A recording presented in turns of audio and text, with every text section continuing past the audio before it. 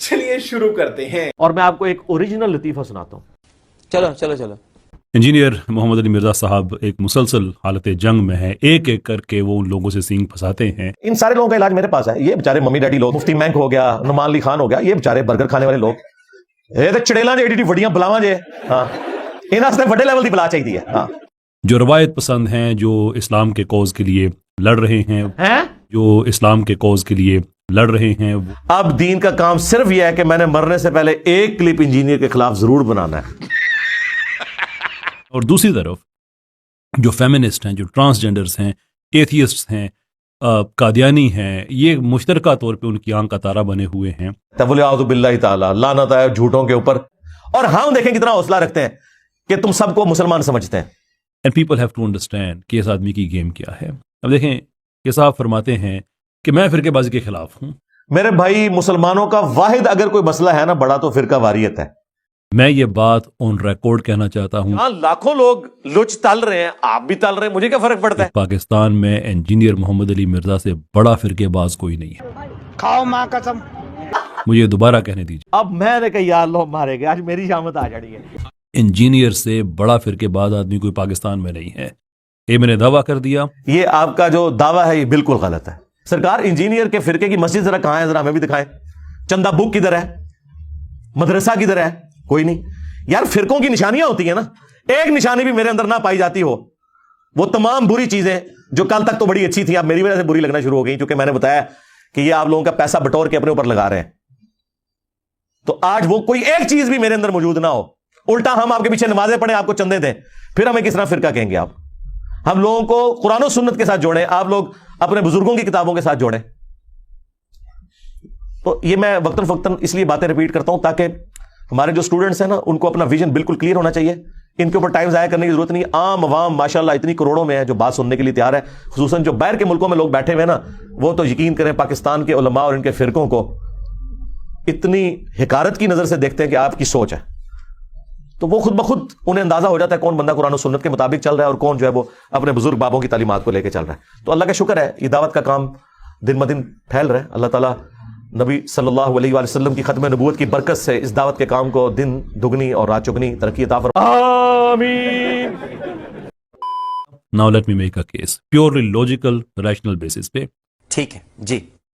کسی بھی فرقے سے جو آپ کو سب سے زیادہ اختلاف ہو سکتا ہے وہ کیا ہے؟ انجینئر کو نہ سنو. وہ یہ تو نہیں ہے کہ وہ کہتا ہے کہ میرے نظریات ٹھیک ہیں. یہ تو ہر آدمی ہی کہتا ہے. ارے کہنا کیا چاہتے ہو؟ اختلاف کی وجہ یہ ہوتی ہے کہ وہ کہتا ہے کہ میرے علاوہ باقی سب غلط ہیں.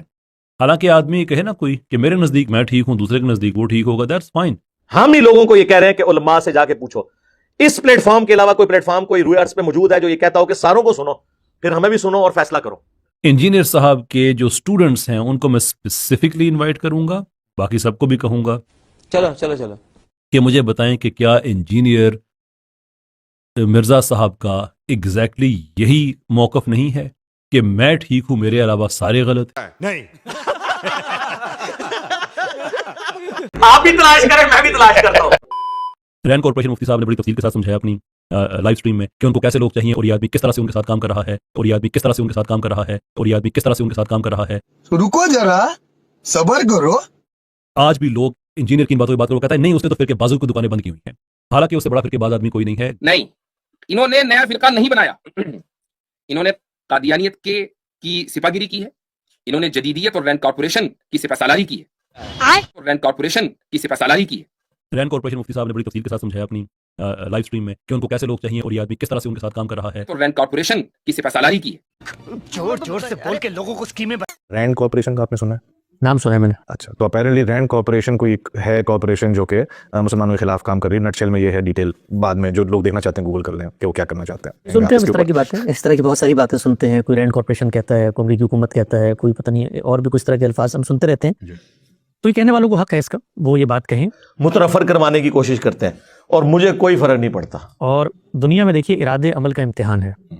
جو شخص دنیا میں آتا ہے اللہ نے اس کو زبان دی ہے اور اس کو ہاتھ دی ہے, اس سے وہ جو اعمال کا صدور کرنا چاہتا ہے وہ اعمال کا صدور کرے. کسی عمل کا صدور میرے اور آپ کے لیے کب حجت بنتا ہے؟ سائنس کے میدان میں کہا جاتا ہے کہ جس عمل کو آپ معمل میں دہرا کر تجربے اور مشاہدے سے ثابت کر دیں تو وہ میرے آپ کے لیے قابل حجت بن جاتا ہے. علم کے میدان میں یہ ہوتا ہے کہ جب آپ کوئی دعویٰ کرتے ہیں تو اس دعوے کے لیے آپ کو دلیل پیش کرنی پڑتی ہے, نظائر پیش کرنے پڑتے ہیں, شواہد پیش کرنے پڑتے ہیں. ہاں یہی معاملہ جرم کے ساتھ ہوتا ہے. جب آپ کسی کو مجرم قرار دیتے ہیں, عدالت میں لے کے جاتے ہیں, تو کیا کبھی آپ نے دیکھا دنیا کی تاریخ میں ایسا ہوا ہو کہ کسی وکیل نے یہ کہا جی کہ میرا الزام ہے کہ یہ جو فلاں کٹہرے میں کھڑا ہے اس نے قتل کیا ہے, تو جج کہے کہ یار بہت خوب, تالیاں بجائیں, آپ نے الزام لگا دیا, ہم سب منتظر تھے کہ آپ کے الزام منہ مبارک سے سنیں اور اس پہ سزا کا تازیانہ برسا دیں. تو رکا سن جواب لب گیا. اگر آپ کو میری ویڈیو پسند آئے تو میرے چینل کو سبسکرائب کریں اور بیل آئیکن کو ضرور دبائیں.